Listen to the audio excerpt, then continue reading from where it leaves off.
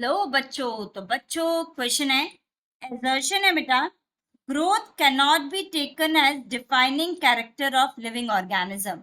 ये कह रहा है बेटा ग्रोथ जो है उसको हम एक लिविंग ऑर्गेनिज्म ही शो करता है, ठीक है, ये इसी की प्रॉपर्टी है, ऐसे कह नहीं सकते। ये assertion है हमारा।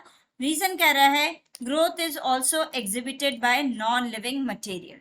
ये कह रहा है रीजन इसलिए हम ग्रोथ को नहीं कह रहे डिफाइनिंग कैरेक्टर लिविंग ऑर्गेनिज्म का, क्योंकि ग्रोथ जो है वो नॉन लिविंग मटेरियल भी शो करता है।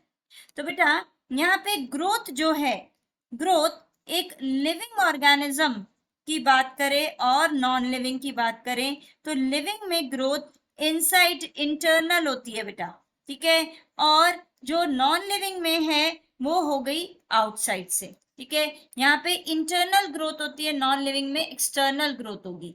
लिविंग ऑर्गेनिज्म में जो ग्रोथ है वो बाय सेल डिवीजन हो सकती है बेटा, सेल डिवाइड होएगा तो ग्रो हो रहा है, या फिर अगर यूनिसेलुलर ऑर्गेनिज्म है तो साइज के इंक्रीज से ग्रोथ हो सकती है। लेकिन नॉन लिविंग में अगर हम कोई चीज ऐड करते जाएंगे बाहर से तो वो क्या करती जाएगी बेटा, ग्रो करती जाएगी।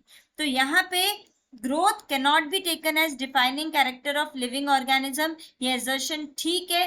क्यों ठीक है? क्योंकि रीजन कह रहा है क्योंकि जो हमारे नॉन लिविंग ऑर्गेनिज्म है ये भी क्या शो करते हैं, ग्रोथ शो करते हैं, और वो ग्रोथ लेकिन आउटसाइड से होती है। तो हम क्या कर सकते हैं, इसको अगर ये आउटसाइड फैक्टर्स को हटा दें तो ये अपने ओरिजिनल शेप में आ जाएगा। लेकिन लिविंग ऑर्गेनिज्म में ये क्या है, रिवर्सिबल नहीं है। नॉन लिविंग में ग्रोथ को हम डी ग्रोथ फॉर्म में ला सकते हैं, लेकिन लिविंग को हम यहाँ पे ये हमारी इरिवर्सिबल फॉर्म में हो जाएगा। तो यहाँ पे रीजन क्या है, करेक्ट।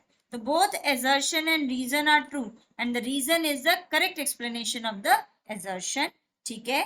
नेक्स्ट कह रहा है both assertion and reason are true but the reason is not the correct explanation of the assertion। ऐसा नहीं, assertion is true statement but reason is false, ऐसा नहीं है बेटा, रीजन false नहीं है हमारा। both assertion and reason are false statements नहीं। तो यहाँ पे हमारा करेक्ट स्टेटमेंट बन गया बच्चों, करेक्ट ऑप्शन हो गया ऑप्शन नंबर 1। Thank you.